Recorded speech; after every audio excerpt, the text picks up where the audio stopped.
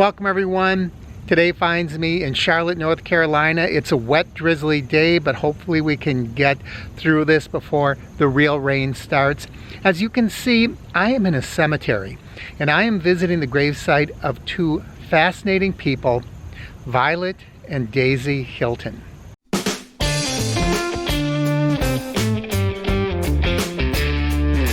Daisy and Violet are buried in a plot of a friend, and you can see down here in the corner Daisy and Violet Hilton, 1908 to 1969.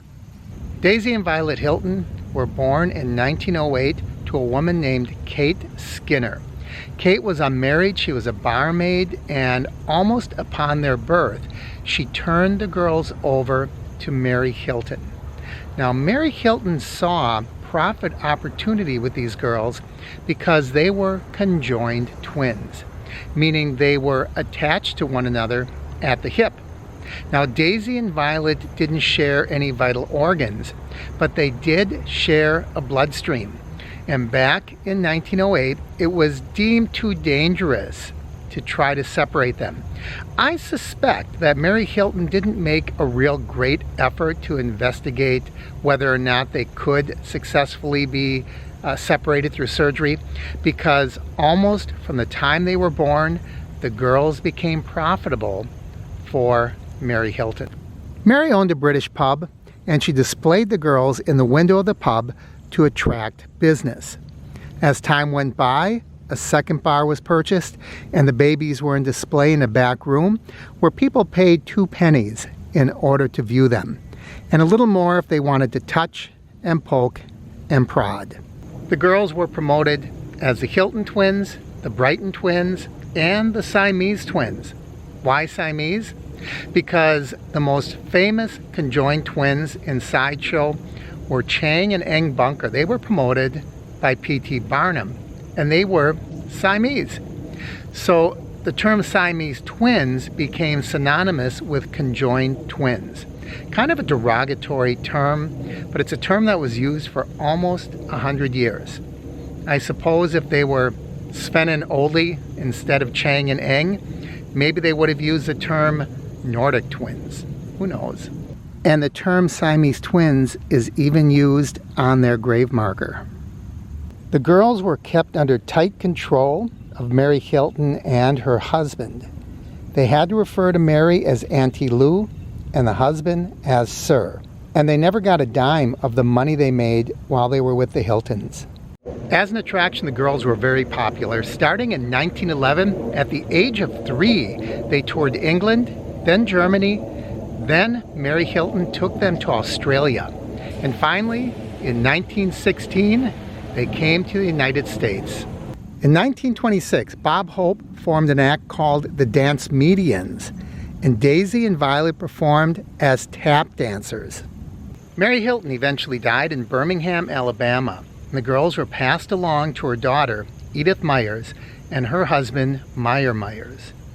They were reportedly treated very badly, held captive, and beaten if they didn't do exactly what the Myers expected of them. At this point in their careers, they were forced to take all kinds of lessons, musical lessons, and if they didn't do what they were told, they were often beaten, sometimes with the buckle end of a belt. As a result, they both became very skilled musicians, Daisy on the violin and Violet on the saxophone, and they lived in a mansion in San Antonio, Texas. In 1931, they sued their managers, gained their freedom, and $100,000, equal to about $1.5 million in today's money. At this point, they started a new act, the Hilton Sisters Revue. Daisy dyed her hair blonde, they started dressing differently, they really gained their own identities, and they were pretty successful. Unfortunately, this was the 1930s, and vaudeville was beginning to die out. It was during this time that they appeared in several Hollywood films, including Todd Browning's Freaks. If you ever have an opportunity to see it, it is a really interesting glimpse into the backstage of the old 1930s freak show. And they used real performers, such as the Hilton Twins and Johnny Eck, who was only half a man. He had no body from the waist down. Just a fascinating, although kind of a creepy film. After the decline of vaudeville, they started performing at burlesque shows. They made a kind of cheesy movie in 1951 called Chain for Life. And they started making appearances at things like openings of different businesses and at movie premieres. Back in the 50s, it was not unusual for them to have live acts along with the films. For example, if they would have something during Halloween, they might bring in a magician or a hypnotist or something like that as an additional part of the movie bill. And that's what the Hilton Sisters did. In 1955, the girls actually started their own business. They opened a hot dog stand, but neighboring businesses complained that the freaks were stealing all their business. Their last public appearance was right here in Charlotte, North Carolina at a drive-in movie theater. Their manager left them, didn't pay them, and they were stuck here. So they ended up taking a job at a grocery store. And that's where we're going to head next. And here we are looking through a chain link fence at what's left of the park and shop where the girls found work. A man named Charles Reed owned the store. They came in and asked him if they could get a job. He knew nothing about their past history, how they were abused, how they once made thousands of dollars a week in the vaudeville circuit. All he saw were two women that needed a job. Since they were fused at the hip, he told them that they could only be paid for one.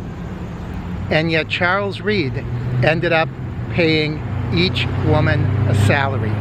Not only that, he found them a place to live, invited them to his church, and they lived out the last decade of their life here in Charlotte, working at this store.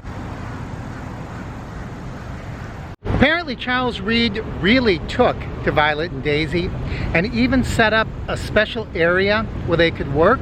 And it's been said that a lot of people who came into this store didn't even realize that they were conjoined because of the work environment. And one day in 1969, when Violet and Daisy failed to show up for work, it was Charles Reed who got concerned and called the police. They found them dead in their apartment of the flu. Apparently, Daisy had died first, and Violet died several days later, unable to call for help. In 1997, there was a Broadway musical based on the lives of Daisy and Violet. It was called Sideshow, and recently there was a revival.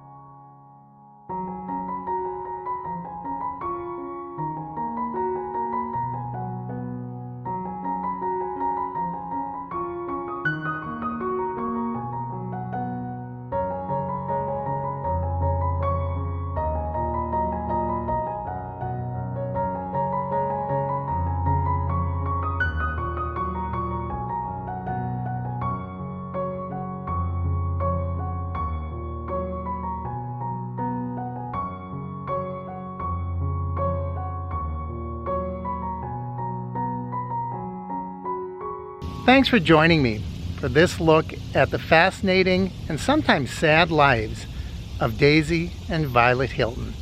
As always, I encourage you to like and share the videos. Leave your comments down below. If you haven't already, please subscribe by clicking my face in the corner, and don't forget to ring that bell icon. That way you'll know when I post new videos. Thanks again, everyone. I'm Mark, and this is the Average Me Channel.